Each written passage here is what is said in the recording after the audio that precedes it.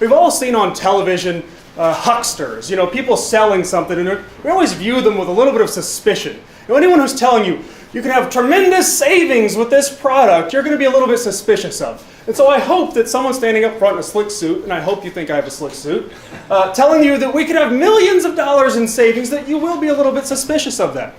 And just about any time you hear that, there's always a catch. There are always some assumptions. There's always something that you have to question about that. And so as I go through this paper, I want to present how we could have possibly millions of dollars in savings with a private school choice program.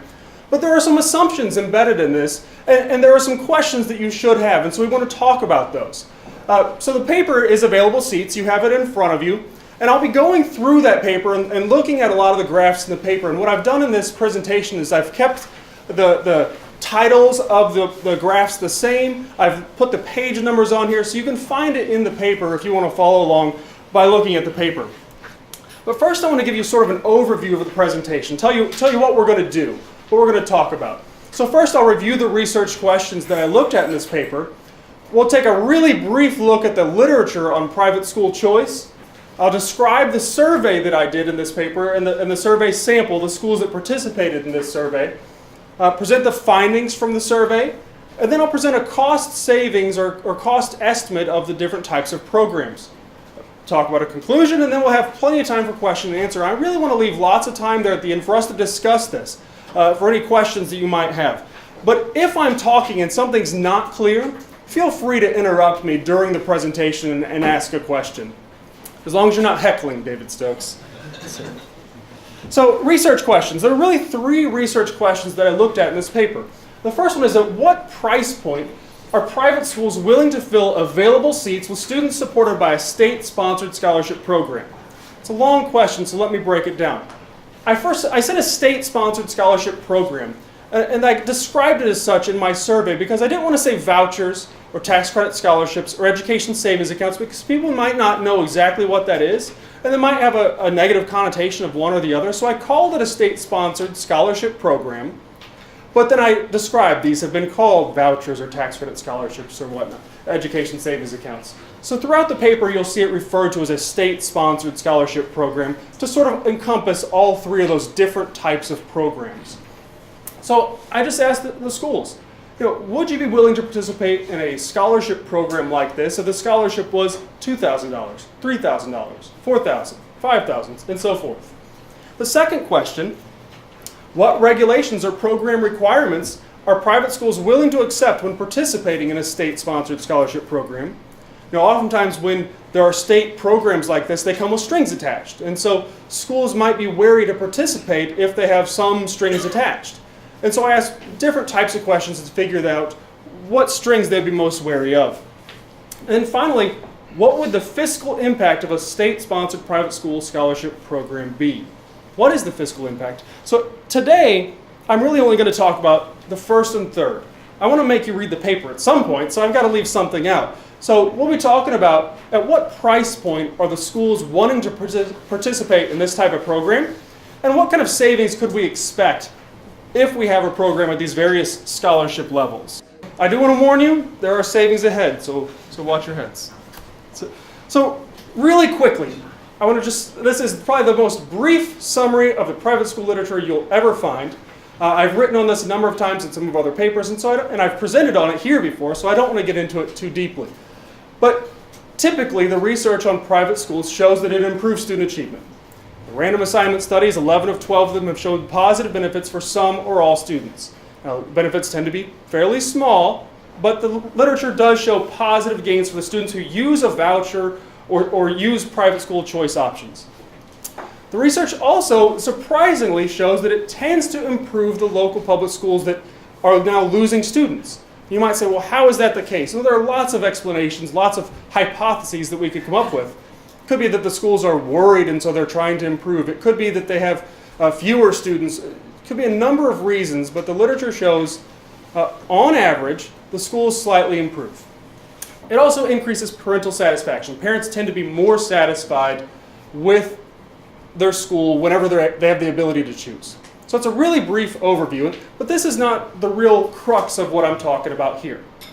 We're going to say, for the sake of the argument, we're going to say, okay, private school choice would be, maybe it'd be okay. Well, what are the implications? What are the cost implications? That's really what we're concerned about today. But do Missourians want school choice? I mean, that's a valid question. Why should we pursue a program if Missourians don't really care about it? If we don't really want school choice, then why are we talking about school choice? Well, I think the statistics show that we actually do like school choice. Missourians support school choice. And why do I think that? Well, in Kansas City, among public school students, 37% have already expressed some choice, and they're in charter schools.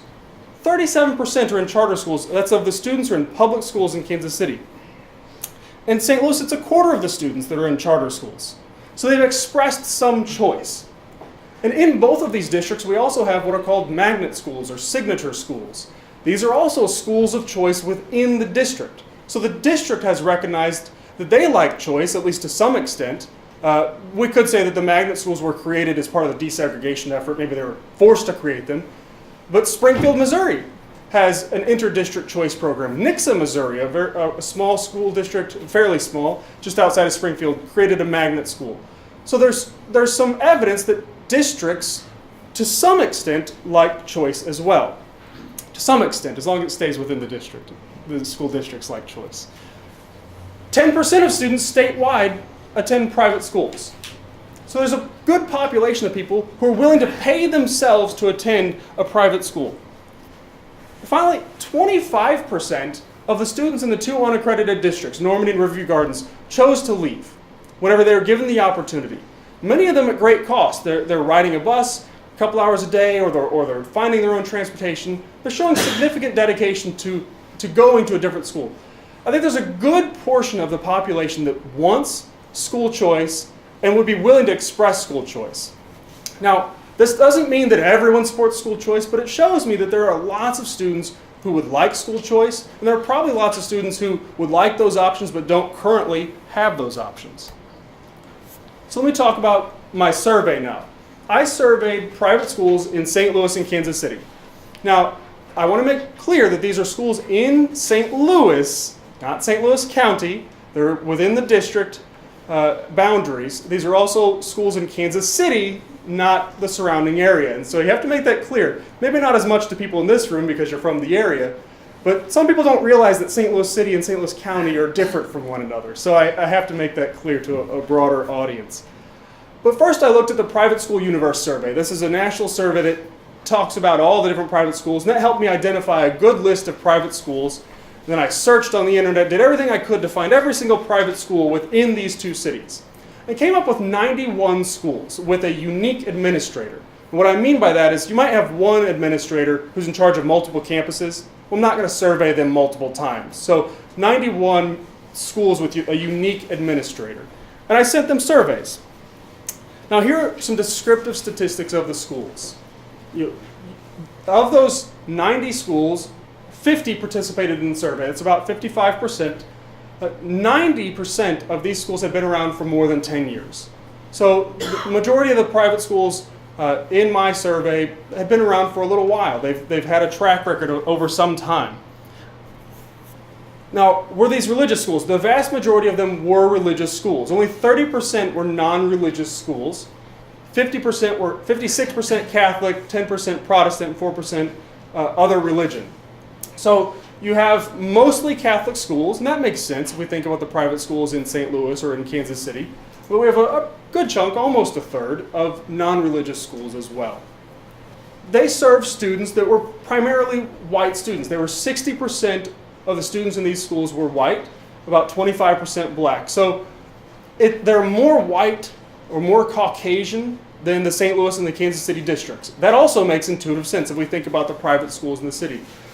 But they probably have a balance that more closely represents the population than the district. I haven't actually looked at that. When I talk about that, I mean, if you think about St. Louis and Kansas City, the total population of the city, this is probably a more close match to the city's population than the district is. The district tends to be more black or more minority than the actual population of the city. 84% of these schools offered some sort of need-based scholarship already. So the majority of these schools were already showing some sort of inclination to help out students with some sort of scholarship. 88% accepted students with special needs. Now, many of them noted that they accepted students with some sort of mild special need. They didn't all take students with the most disabled students. So some people might look at this as a negative thing, some people might look at it as positive and say many of them do accept special needs. I would just quickly like to point out that many of the public schools, the traditional public schools, can't serve all students. We have to have special schools, the special school districts of St. Louis County, that help to serve the most disabled or the most special, students with the most dire special needs. Oftentimes have to have special schools or special services. But many of these do accept students with ADHD, those types of mild diagnoses. 88% use standardized tests already. And this is important in this section where I talk about what type of regulations would you be willing to accept. Because one of the things often imposed in these programs is that schools would have to take the state standardized exam. Well, many of the schools are already taking some kind of standardized exam.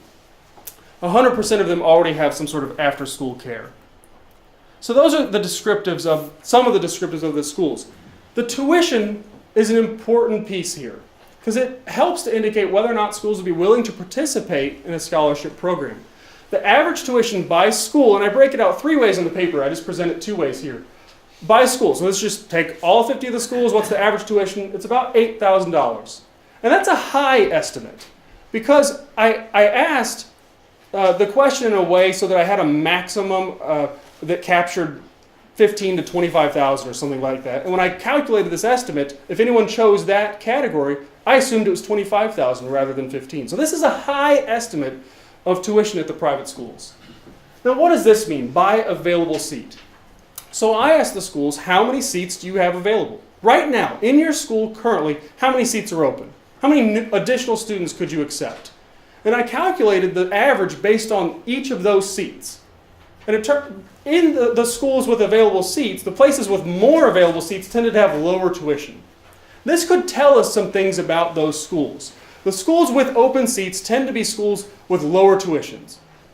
Maybe they're lower tuition because they're less desirable. Maybe they're lower tuition because they're trying to serve a certain type of population. Could be a variety of explanations, but for whatever reason, the schools with the most seats available had, on average, a lower tuition. Now, compare that to the per pupil expenditures in Kansas City and St. Louis. Now, these are current operating expenditures, around $13,000, $14,000 for the 2 districts. This does not include, because this is paid out of a different fund, the money for school buildings or debt service. That's a different fund altogether. So this is current operating expenditures, money for textbooks and teacher salaries and all those types of things that take to run a school on a day-to-day basis. So we could see a considerable difference. Now, you mentioned a minute ago that private schools oftentimes have, religious private schools especially, have churches or whatnot that help them with their buildings. And that's true. That's true as well. But we have the same type of thing going on here, where the district schools have a different fund paying for buildings than this fund. Does that include the special school districts too? Well, so that doesn't include, that's just the St. Louis School District and the Kansas City School District. So it doesn't include the special school district, doesn't include the charter schools, just the districts themselves. But St. Louis City doesn't participate That's in true. the special school district. That's true. It has all of their kids. That's true. All right, so private school interest in a scholarship program. This is figure 1, page 5 of the paper if you're interested in looking. So one of the first questions I asked is just basically, are you interested in a private school scholarship program, a state-sponsored private school scholarship program? And what I found was that among religious schools, there's about 75% of them said, yeah, we have some interest in that. You have about 15% that are undecided, and less than 10%, or right around 10%, that say they strongly disagree. They are not interested in a private school choice program. And it's those same schools that later on say they're not willing to participate, even at a high scholarship level. I'll talk about that later. Non-religious schools, about 60% say they're interested. Non-religious schools tend to have higher tuition rates. They tend to have because they maybe don't have the support of a religious institution or whatever it is. They sometimes are more selective than the private schools. Many of the Catholic schools in St. Louis have a specific mission of targeting low-income families or those types of things. So the interest is highest among religious schools for what seems like obvious reasons. But altogether, we have about 70% at the outset say, yes, we're interested in a private school choice program. Yes, sir. Just to be clear, these scholarships would be available only to new admissions to the schools, or would they be available to students currently enrolled? Right. The way the question was asked was for new students. I said, how many seats do you have available? And then the question was worded in a way that said, if there were a scholarship or something along those lines, I would be willing to fill all of my available seats with new students. So I was trying to say, you have these seats available. If there were a scholarship program, would you be willing to fill those seats with new students from a state-sponsored scholarship? So yes, I had them consider only new students. I understand that, but would these scholarships also be available to existing students? Well, right now we're talking about, in this survey, it was just based on the idea of new students switching to the schools. And that's a good discussion we could have later on in the question and answer. So they're interested in a private school choice program. So then, at what point, at what dollar amount are they willing to participate, to fill those available seats with new students? We see at the $2,000 level, about 35% of the schools say, yeah, we're interested. And this rises, you notice a slight dip here. I asked these questions randomly in the survey. I didn't say 3,000, 4,000, 5,000. I randomized the questions, and so you had someone who said yes at 6,000, no at 7,000. Such as survey research. But you see, it tends to go up, but at $9,000, you still have just 80% or roughly 80% of the schools saying they'll participate. Well, the schools that said no, absolutely not, you had several that were undecided. These are only people who said strongly agree or agree. So the schools that said strongly disagree or disagree, they had available seats, and 9,000 was more than their tuition. So that tells me that there's something, they have some other concerns about this type of program, possibly strings attached. Like I said, I get into that in the paper. So obviously this makes sense. Higher scholarship amount, more schools are going to participate. But how many seats become available in these 50 schools at the different dollar amounts? So this is the same chart, I just put the numbers on top. We have about 1,400 seats available here. Once we increase all the way up to $9,000, you have 2,600 seats. So, I mean, you have 2,200 at 3,000, and you have a very small climb after that. So, this is very important in the cost estimates that I get into later. You'll see that we're going to have more cost savings with the lower amounts for a variety of reasons. If I give a $3,000 scholarship, I could fill over 2,000 seats. If I give a $9,000 scholarship, I can add an additional 400 seats, but I'm paying an additional $6,000 for all those 2,000 seats that we could have filled at 3,000. Does that make sense? So this is important. These numbers are what I use for my cost estimates. With each of these scholarships, I say at a $3,000 scholarship, we're going to fill 2,200 seats. At a $5,000 scholarship, we're going to fill 2,400 seats. And so those are the numbers that I use for the cost estimates going forward. James, I'm sorry, scholarships I'm familiar with, like the college. If the college charges us $20,000 and you have a $5,000 scholarship, you're still liable for the $15,000 difference. Here, when at $3,000, a student walks in and says, here's $3,000, would they still have to pay the difference to the $5,000 that the tuition is charged for the other kids? That's a good question. Another thing we should get into more in the discussion time. But let me say that what I had them assume here was that the scholarship was going to be paying for the student. That they weren't topping up. Scholarships can be designed in different ways. They can be designed so that, look, it's $2,000, you accept the students or you don't. Or $2,000 and you're allowed to top up X amount. Or they can be designed in a whole bunch of different ways. And we could talk about that more, but for the sake of the paper, we're assuming that the scholarship covers the cost of the student. But we don't know that. It would depend on the specifics of how the program ends up being designed, for sure. Thank you. So cost or cost savings. There's a cost or cost savings to the state. So a scholarship program could cost us money or possibly could save us money, and that's what we'll get into here. And again, this is all about assumptions. When I talked about at the beginning, you have to think about that huckster up front, that guy in the slick suit selling you something. There are assumptions that I'm going to put in here. One of the assumptions that I've already mentioned is that I'm assuming all of these students are switching. All of these are new students to private schools. Now, a scholarship program might be designed that also allows students within the schools to receive a scholarship. You'd get less cost savings in that instance. But my survey said these are new students to your school, and so these are estimates based off of the survey, and so they're based off of only switchers. I want to give a real quick, simple illustration about cost savings. So the average district spends about $10,000. And on average, districts get about 50% from local means, local property taxes, those types of things. They get about 40% from the state, and they get about 10% from the federal government. So when we talk about cost savings at the state level, we're talking about this red segment. We're talking about, is the scholarship going to be less than what the state spends? And when we talk about it at the local level, we're talking more about the blue area. Now, I want to just reiterate that when a student leaves the public school, the local school district is not going to get the federal or state dollars. They do still keep all the local dollars. The local dollars don't leave the district. Okay? Now it's a little bit more complicated than that. We do a funding formula, but basically the idea is that when a student leaves your school district, even if they're transferring, not through the transfer program, let's say if they're moving to another district, you lose the funding from the state and federal government for that student, but you keep all your local dollars.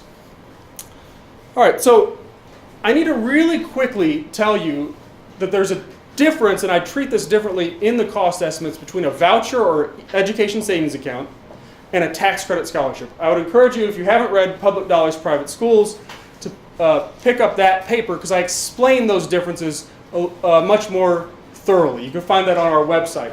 But basically, a voucher or education savings account, those are funded through the state typically. The state puts money into an account or a voucher or whatever it is, and the parent gets to use that.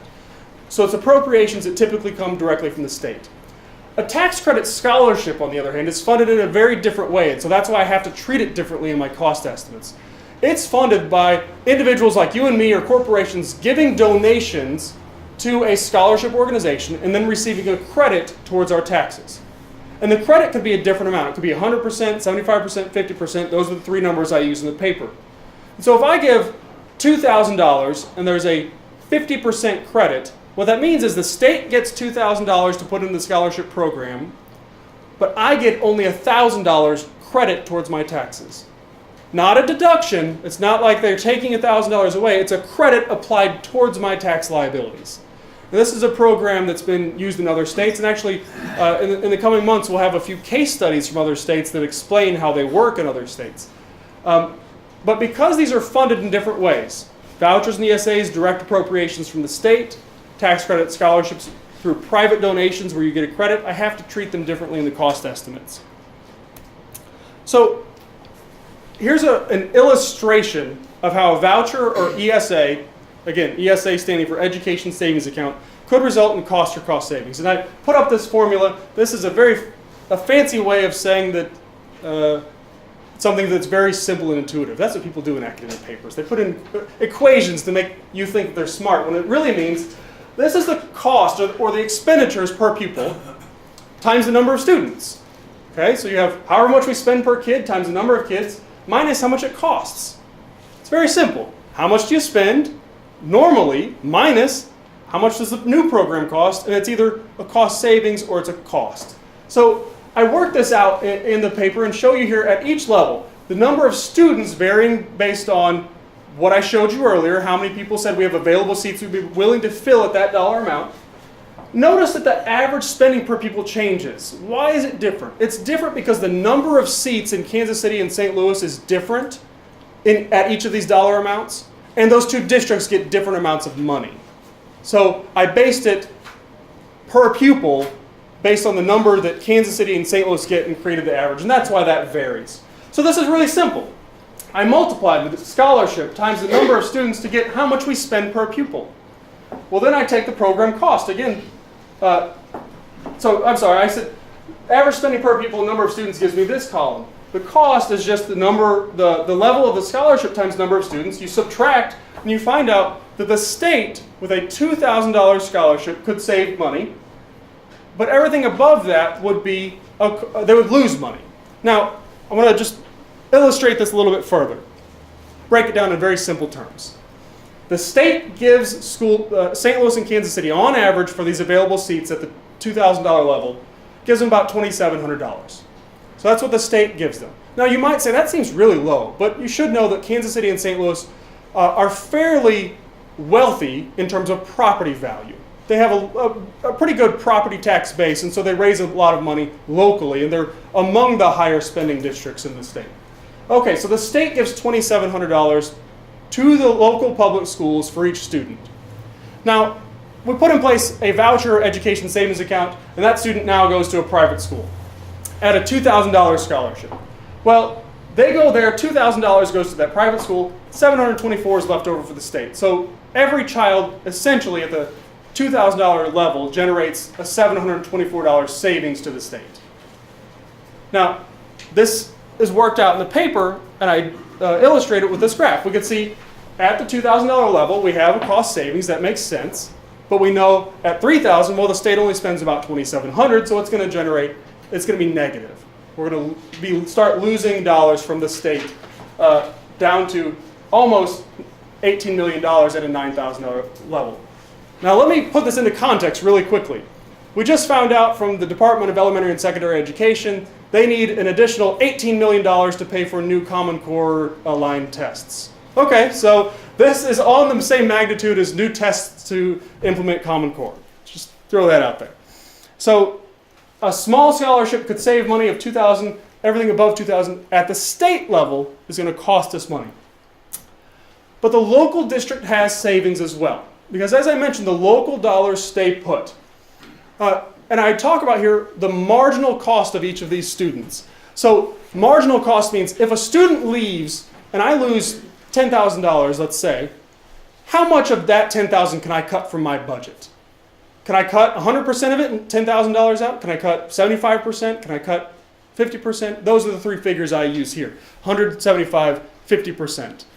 So the local district, when students transfer at each of these dollar amounts, these are the cost savings. So 100% would be if I'm able to cut every dollar from my budget when a student leaves. Well, that's probably a very optimistic estimate, probably not true. 50% even may be an optimistic estimate. If one student leaves, it's hard to see the cost savings. But if you have 50 students leave, 60 students, whatever it is, you start getting to a point where you might actually see more cost savings. So we see the local district could save anywhere from nearly $5 million up to close to $25 million through a voucher education savings account. And this figure is the same figure used for the cost savings in the tax credit scholarship. This is the same for all of them because this is local dollars. It doesn't matter how it's funded. This is when the student leaves, this is how much money basically remains behind in the local district. How am I doing on time, Michael? I don't have a watch. Oh, goodness. All right. All right. So the net cost savings. So take those two graphs that I just did. Combine them. What's the net cost savings for state and local? Well, we see a spike there at $3,000. Remember, that's where we got a spike in the number of available seats. That's why we see a spike from $2,000. You might say, well, why is $3,000 going to generate more cost savings? Because it's going to open up more seats. That's why. And then afterwards, you see it decline, and we see less cost savings. So with a 50% marginal cost, so students leave, I'm able to cut half of that expense from my budget, we could generate basically break even at the $7,000 level. So we can have a fairly generous scholarship for students, and the net savings would still be positive. Even in the most expensive scholarship, we're only looking at negative $5 million for this type of program, which is still, in terms of a budget for education, that's very small. So, okay, transitioning now to tax credit scholarships. Again, I told you these are funded through private donations where you get a credit. Now, I use in the paper 3 different credit amounts, 50%, 75%, and 100%. So this 100% line should be the exact same as the voucher ESA line we saw earlier. This is the cost savings if I give $1,000 and I get a $1,000 credit. Okay, so the cost is the same. Now, this is the 75% credit line. All right, so 75% credit line and the 50% credit line. So 50% credit is, I believe, currently the credit for the ballot initiative that's going around right now. Is that right, Herman? So 50% credit, there's an initiative going around right now where they're collecting signatures that's using that figure. It's a figure that's been used many times. So you could generate state cost savings at the $5,000 scholarship level, but the cost savings are relatively small.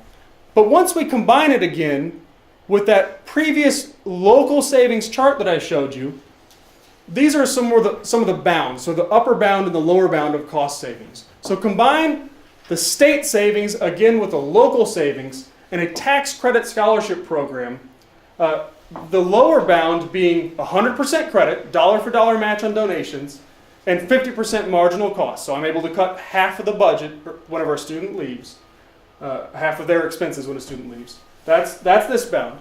Okay. Then this bound being only a 50% credit and 100% marginal cost. I'm able to cut all the expenses when a student leaves.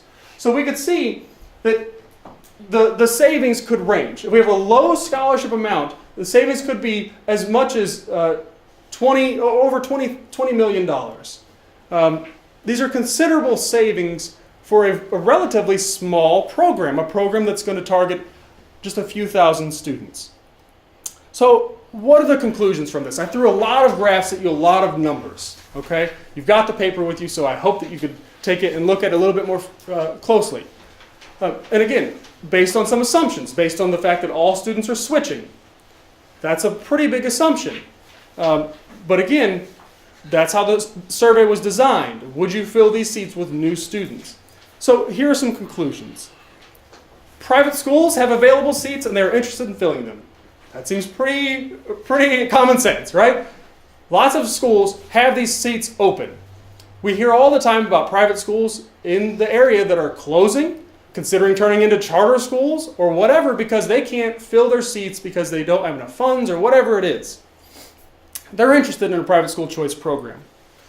A relatively small scholarship of $3,000 would entice many schools to fill their seats.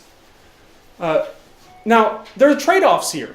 If we go with a low scholarship amount, we generate the most cost savings. But we're just talking about filling available seats. That's not going to entice new schools to open. It's probably not going to entice schools to expand and add grade levels or add additional classes. A $9,000 scholarship probably would. It would probably encourage schools to expand and add additional grades, maybe even open new schools. So those are the trade-offs you get with a low scholarship or a high scholarship. But in terms of cost savings, the best cost savings for my estimate would be at about a $3,000 scholarship because you'd get a good number of schools to participate and you'd have a scholarship level that would be low enough to generate savings at both the state and the local levels. So the state and local school district could see considerable cost savings depending on the estimates that you use. It could be upwards of $20 million in a tax credit scholarship program with a 50% credit. So there are lots of assumptions in here. But I would like to point out these findings are limited to only 50 schools. We're talking about potentially $1 million of savings, could be costs if it's a high scholarship, potentially $1 million of savings for 50 schools. That's just more than half the schools in St. Louis. And there are, like I said, 10% of students statewide are already in private schools. I've got a map in one of my other papers. There are private schools all over the place. So savings statewide could potentially be much larger if we expanded beyond just St. Louis and Kansas City. So I'm sure you have plenty of questions. I know some were already raised that we could discuss. So I'll go ahead and open up now to questions.